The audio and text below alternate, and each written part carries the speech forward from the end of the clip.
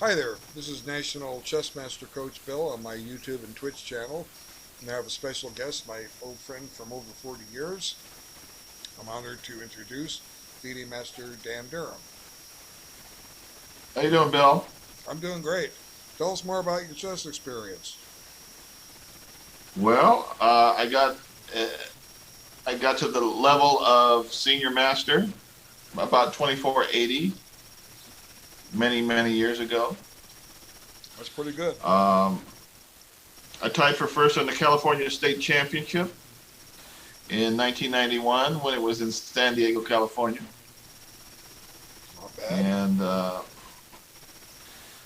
and I've beaten GM Walter Brown, six-time U.S. champion, and I've beaten GM Nick DeFermian, also a U.S. champion.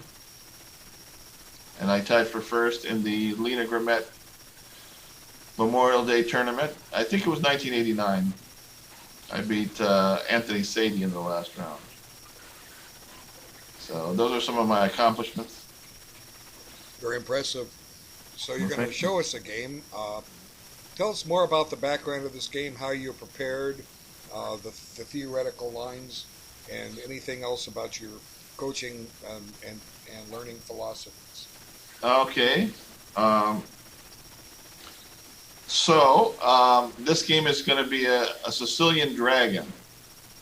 And, I started many years ago when I got tired of losing with the other Sicilian defenses like the Najdorf, and I could never find quite a good defense to e4, and I tried e4, e5, and things like that, and I was always getting smashed. I was always being attacked when I was black. And I said, what opening can I find where I get to do the attacking? And so I looked for an opening of that in that way, and I wound up with the Sicilian dragon because of the idea of an attacking dragon bishop. And so I had that philosophy and I learned this philosophy of the dragon bishop from there was a book called Play Like a Grandmaster, and they talked about the King's Indian bishop.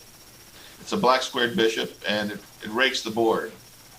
And in fact, in that book, black sacrificed 3 pawns in order to activate a deadly dragon bishop. And so that was kind of a learning, an idea, a concept, or an abstraction. And, the idea of the abstract principle of, the philosophical idea is that some bishops are more equal than others, which comes from the book Animal Farm.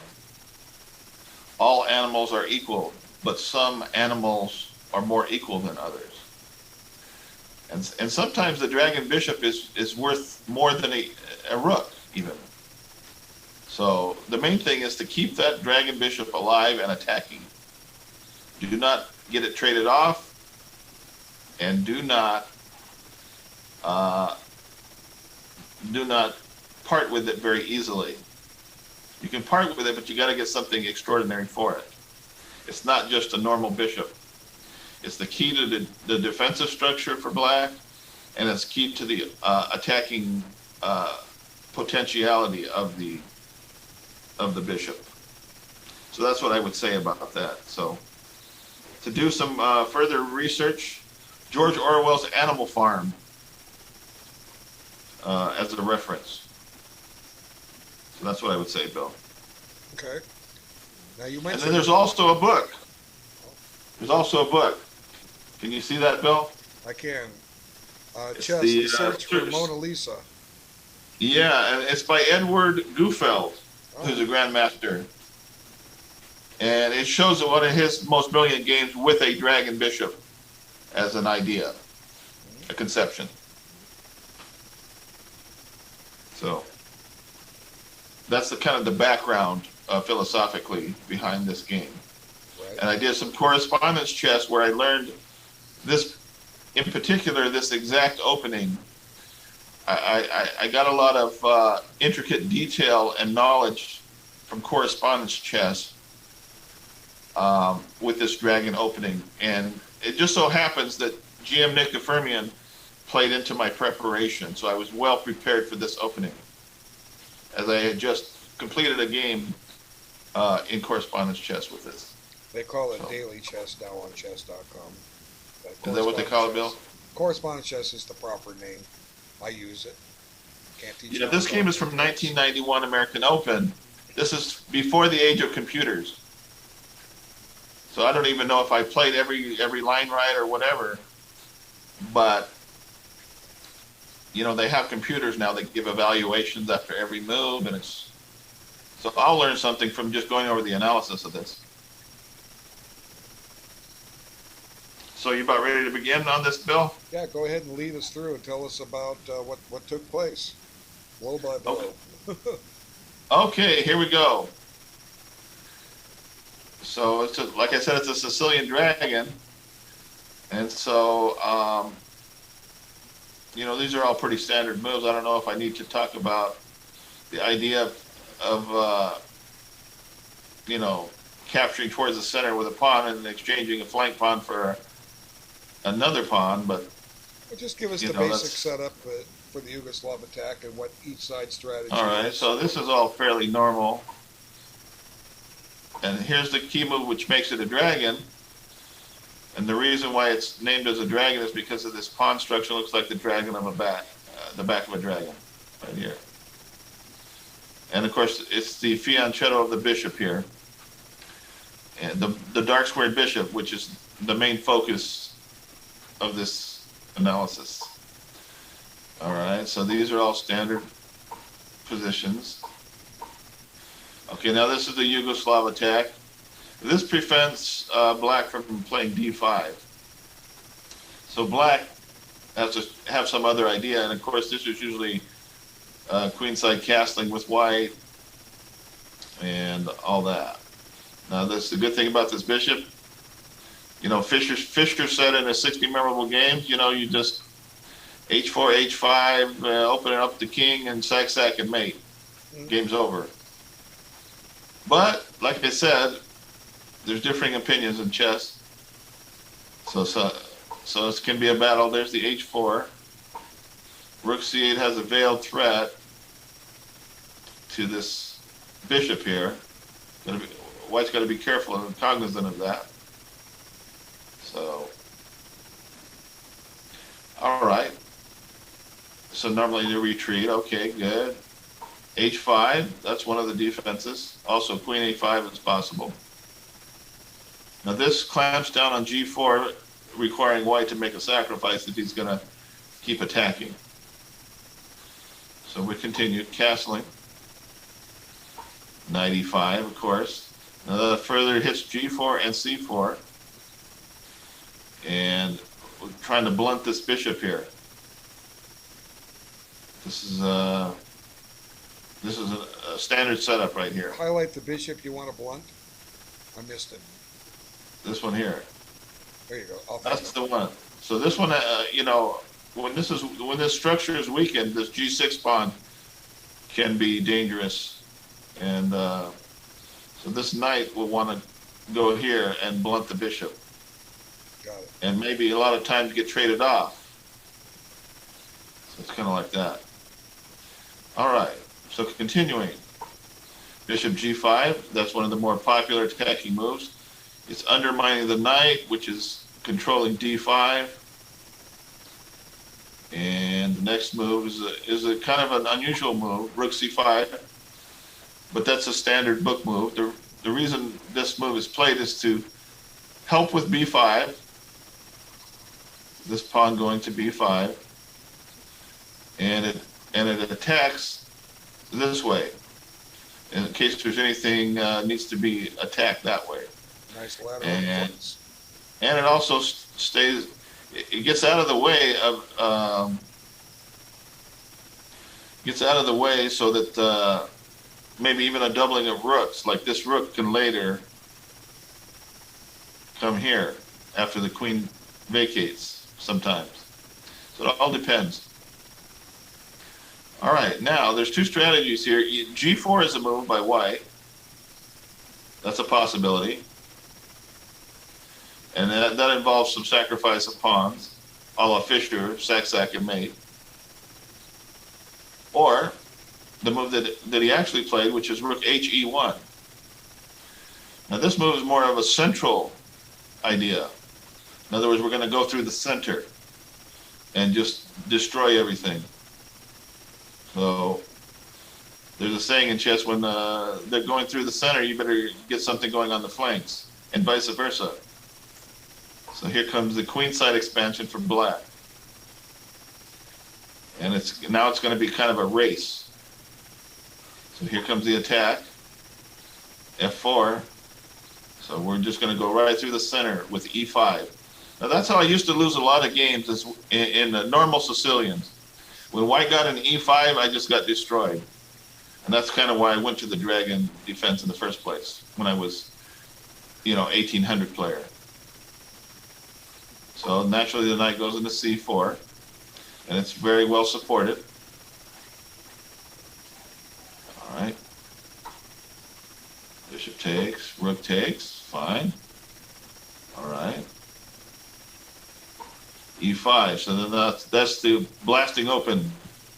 Now there's one interesting thing about this, is that in this particular variation, it's not absolutely necessary to even move the knight, even though it's attacked. And the reason why is because if it is taken, black can take back with the pawn and be a piece down, but this bishop will then be trapped. This one here. This bishop will be trapped then, because there's no exit and there's nothing you can do about it.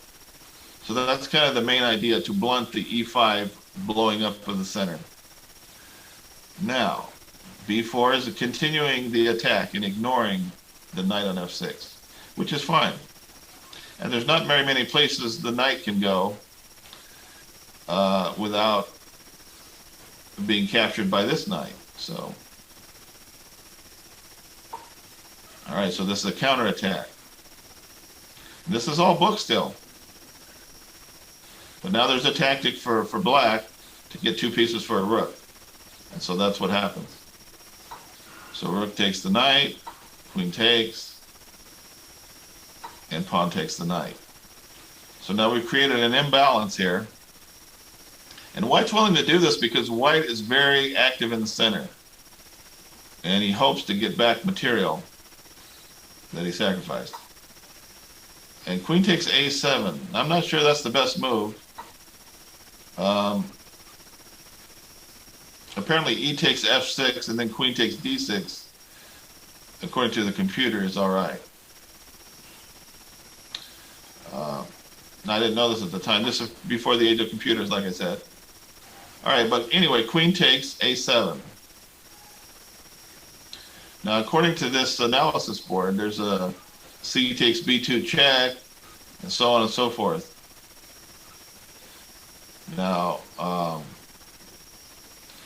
I thought here my best move was to move this bishop before it gets opened up even more here.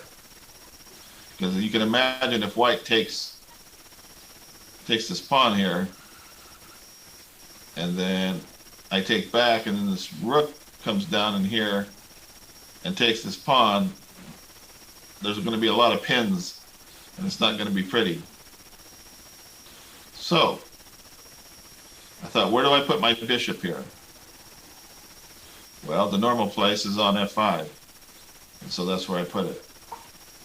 And it eyeballs this, this diagonal here, which is a good attacking, and same with these pawns, and of course the bishop's still back here on D7. All right, so white has to do something now. What's white going to do? Well, they decided to play bishop takes knight. And of course I take back. Now if they had taken with the pawn, we've already discussed that. For example, So if pawn takes knight, then of course pawn takes pawn, and the bishop's trapped. And that's good for black, I think. So instead, bishop takes, pawn takes. Now white gets this passed pawn here. All right, so this is kind of a basic starting place. You can see that white looks quite dangerous. Now, this passed pawn is dangerous. And I don't know if that was the best move. Maybe it wasn't. According to the computer, I guess it is. But, so that's one of the pawns they get. That's what black can do. He gets to split open the king side here, the queen side, and keep the attacking formation going. All right. White side steps, which is keep the king safe. That's a fundamental thing in chess too, keeping the king safe. All right. Now I'm thinking about this position. Okay. Now the name of this video is called "Some Bishops Are More Equal Than Others," and it's based on this dragon bishop here at G7. How do we get this guy in the game? Right, from a conceptual point of view. So what do you think, Bill? How would you get that guy in the game? Well, we've got to get the bishop on f5 out of the way so we can advance the f pawn. And the most logical way is, well, first it's probably not sound, but we might want to look at bishop c2 check because it draws the king out. But it's probably not sound because black's remaining pieces are behind. But bishop g4 tempos the rook. Yeah, that's fine. So that's exactly the way I was thinking. So I moved it there. And it gains a tempo, like you said, which is important. It attacks the rook here. Right here. So next move. Okay, so he got it out of the way, and it's a very flexible move. Rook there. And sometimes it goes here. It goes to b3 and coming down this way on the 7th rank or whatever. And it attacks the pawn and, but of course, it's safe there. All right. So like we said, we will want to get this, the philosophy and the conception and the abstraction down to find the move. So like we said, what's our goal? What's our purpose in this game? Is to liberate the dragon bishop. So that leads to f5. That's the move. That's the move I selected. And so now this bishop is alive. This bishop goes all the ways, even down to a1. So it's an important attacking piece, and will be further illustrated later. Okay, so white wants to have an endgame. He plays queen e7, and that also helps to get this pawn down here to d7. Now, I was thinking about this position, and I was thinking, okay, well, what do I do about white's plan to get this pawn down there to make a queen? So I came up with an idea, and I didn't want to trade queen, so I just moved it. Now, what I like about this move is it attacks this pawn on a2, right here, and attacks this rook on e1. So white has to be careful. Threatening a sack on a2. So in some cases, Might be. of course, this rook can guard, but it's an interesting situation. Now, of course, before I make this move, I got to ask myself, well, what do I do against the next move, which is obvious? d7. What am I going to do about it? So before I move my queen, I have to think ahead, which is another skill in chess. The more you can think ahead and have a plan, the better you'll be conceptually in chess. So what would you do here, Bill? Well, you need some more protection on d8 because he's doing some nasties. He might play queen takes e1. Well, I don't know. E1's falling. He might take on f8 and try to promote. So that's right. His queen is a little bit tied down to defending the rook on e1. So you could attack the queen with bishop f6, and he can't take it. See? That's right. So a They little could. tactic. So Little it looks like tactic. you're Okay, so picking that's up. the dragon bishop again we're talking about. So now we're going to So, give up the dragon bishop, but it's done its job. yes, and if I get a rook for it, that might be worth it. But also, the idea that this bishop covers the d8 square, which is important as well. It x-rays through the queen. Right. And so when I played the game, I thought that was going to be like a star move. But I noticed here with the computer analysis, it gives rook e5 as a great move. And I did not see that during the game, by the way. Ah, So that's a tricky move. can you imagine this as your response to my bishop f6? Well, Now the tricky thing about that is that it distracts the bishop and counterattacks the black queen. And also makes it very interesting. In other words, the rook's no longer hanging on e1. So that might be a stellar move where white gets a 2-point advantage. And I just didn't see that. wow. Well, he missed So it this- too.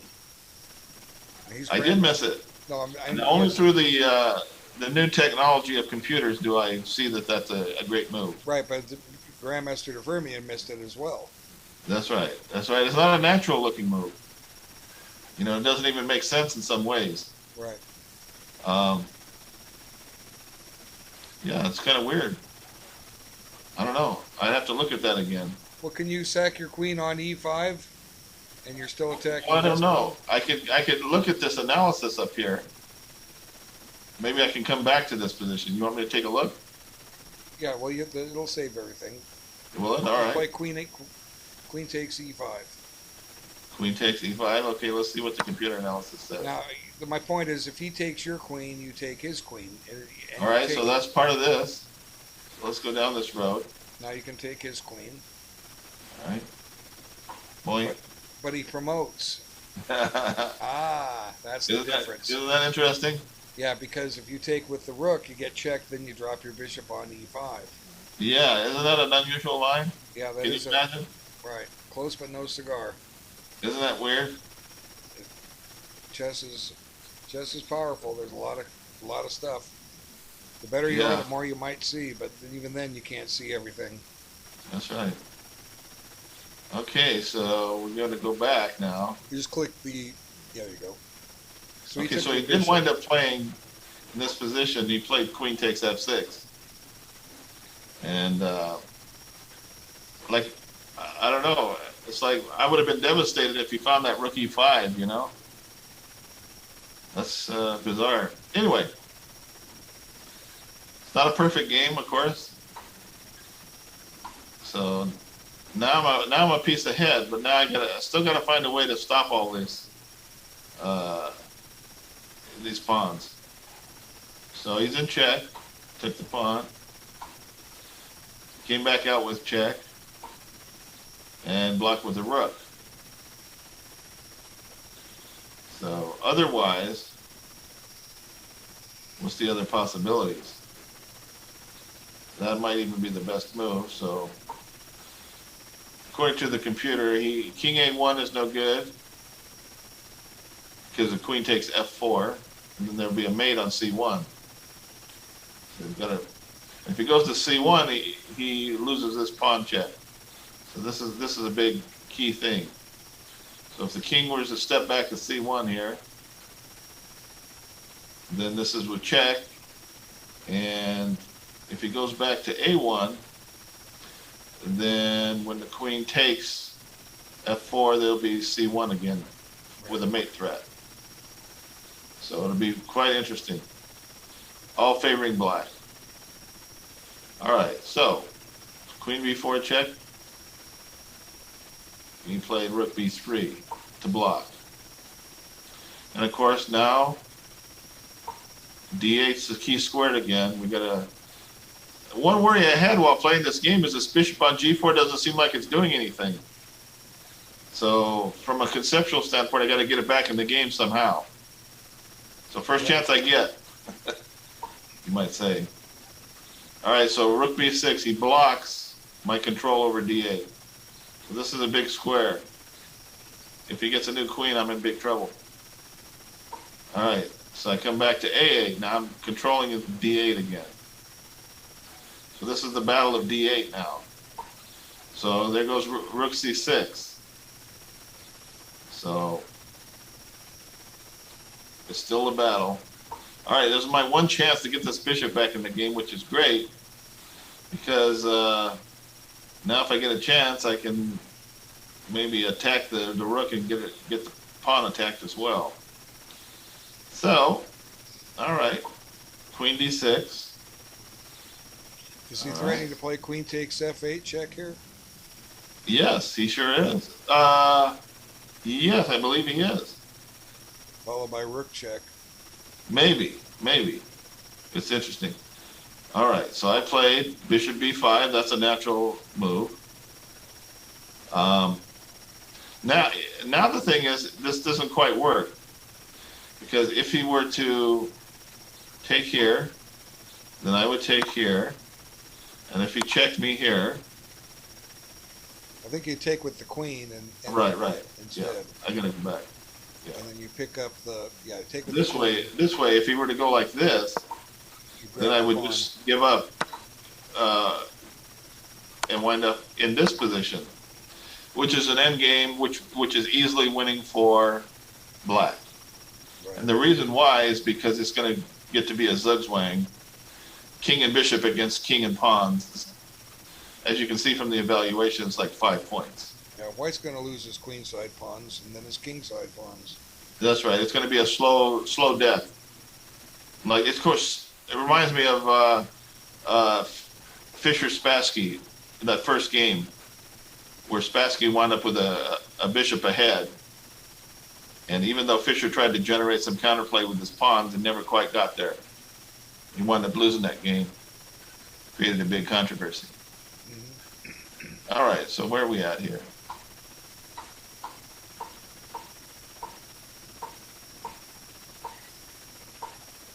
All right, bishop b5. Rook there, attacking the bishop. And now I'm winding up relocating that. I'm still covering d8. You got threats of your own he had to cover. That's right. Now I'm on e6, which is a much more comfortable place than it was on g4. So now my bishop is doing double duty now, which is great because it attacks the d7 pawn. Now he's got I'm surrounding it at some point.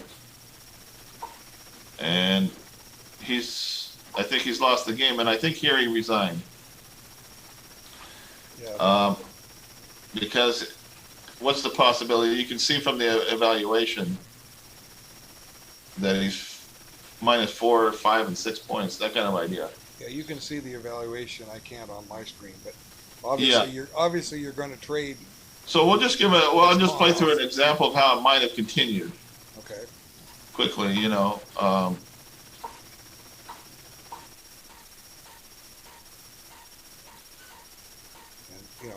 going to blockade his pawns. He's not getting through. Right, it's going to be a slow process, like this. The bishop on e4 is strong, and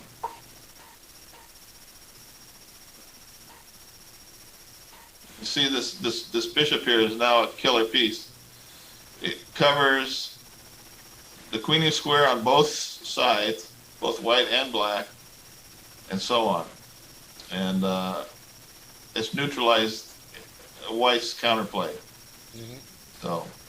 Oh, a couple of notes I just wanted to throw in.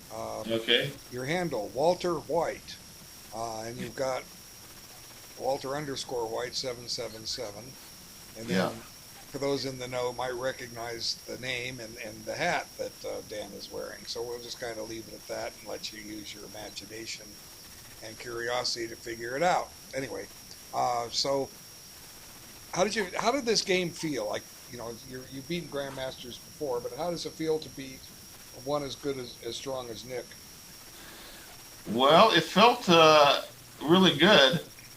I felt like I was well prepared, and it was kind of nerve-wracking. I had a big you can imagine at an American Open, I had a big gallery there. They were, it's unusual for, you know, for a GM like DeFramian to lose in an early round, but that's Right. what happened. And Right. so everybody was watching. It was exciting. And So you had your own little fan club. yeah, I was just trying to get a scalp, you might say. Yeah, DeFramian's been around. I first saw him in '73, and he was a killer player. He no matter what class he was at, he won money. Class C, Class B, Class A, Expert, Master. He didn't stop. Yeah. He was just. And he was a tremendous speed player too. Very quick and sharp. Yeah, I still see him show up at tournaments here and there. Do you? Hmm. He comes here to Vegas. You probably see him if you come over to the tournaments too. Okay, so So, and I also felt like I could compete against GMs. That's the important thing. That if I did my work, I could compete. I didn't just have to get beat down. It's not a hopeless case. You know what I mean? exactly. Okay, anything else you'd like to discuss? Tell us about? Um, I'd like to talk about YouTube and the resources on YouTube. Like I said, this was 1991 when there was no internet Right. and there was no YouTube and Facebook and all that. And now we live in an age of information, unlimited information. So really, the people of today, with the help of computers and videos from YouTube and whatnot, you can really improve your game by either doing your own work or taking lessons or things like that. There's so much information out there. Information on philosophy, the philosophy of chess, how to get better at chess, speed chess, everything. There's chess.com. And so that's what I would say, and anybody interested in having a philosophical approach to chess with lessons, you're a great teacher, Bill, and of course I can give lessons if if there's a right kind of student that wants to go down this road. In other words, you're And looking for the guy that wants to be better than you. Yeah, You can help. You can yeah, get him on the to right have a path. dedication. In other words, you want to really improve your chess and get the philosophy of chess down. Right. I would say that's the most important thing to me. What I've noticed I didn't really have any mentors or instructors or any of that. I had to learn it myself the hard way. Yeah, I feel the same. Yeah, and so if I had the internet when I was young, I probably could have progressed a lot quicker. And I did have access to lessons, but I didn't have any money, so Yeah, that's true. Like my first year tournament chess, USCF tournament chess, mid '72 to mid '73, I played 120 rated games. Had there been an internet, I would have played at least 400 rapid games. exactly. You can learn a lot of patterns. I had to Yeah. drive 20 miles to a chess club, 50 miles to a weekend tournament. But if you wanted, that's what you did. And Yeah. that's how we did it. That's how we did it. And we didn't have the internet. We didn't have the engine. We had to set it up on the board and learn to think for ourselves. And That's true. That's old school. right. And now we have the new school, which is all computer analysis and And my comment here, it's right here on the screen. To learn to play better blitz and bullet chess, you must first learn to play better slow chess. That's how Dan and I learned. Okay, we get good at blitz chess, but the internet promotes blitz. So let's think first, then play blitz later. Okay. Well, Dan, any closing thoughts, or do you have anything more you want to say about your approach to? Chess okay, so playing? my approach now is philosophical. I have a lot of people that think in a certain way. They say, Dan, what's the move here? What's the move? And I see that in bridge, poker, stock market, etc., etc. But what I would say is not what's the move, but what's the context. Like what are you trying to accomplish? What's your purpose? What's your goal? And in this particular game, my goal was to attack with the dragon bishop. And I think I achieved that goal here. And so to let the conception, the abstraction, become concrete. Let your philosophy determine what moves you make in chess, is what I would say. Mm-hmm. So that's the philosophical approach that I'm talking about. So instead of just looking for one move, look for a whole general, holistic concept, context. Your context will lead to your content, which is the moves. So that's what I would say. Very good.